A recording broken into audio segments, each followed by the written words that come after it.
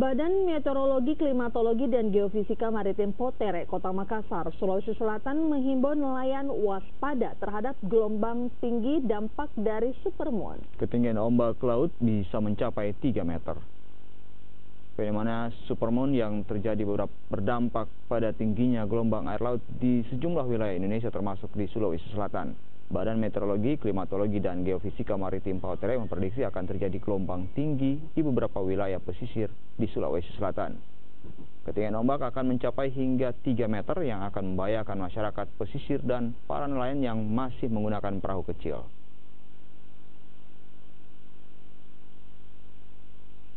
Supermoon adalah fenomena di mana posisi bulan adalah merupakan posisi terdekat dari bumi. Ini tentu saja berpengaruh pada kenaikan nilai pasang air laut. Ini terjadi pada tanggal 19 hingga tanggal 22 Januari 2019. Untuk Makassar sendiri, perairan Makassar diprediksi akan terjadi kenaikan pasang.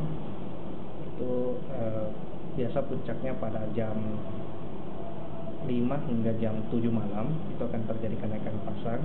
Jadi dihimbau kepada masyarakat sekitar pesisir untuk selalu berhati-hati melihat terhadap fenomena kenaikan pasang surut air laut ini.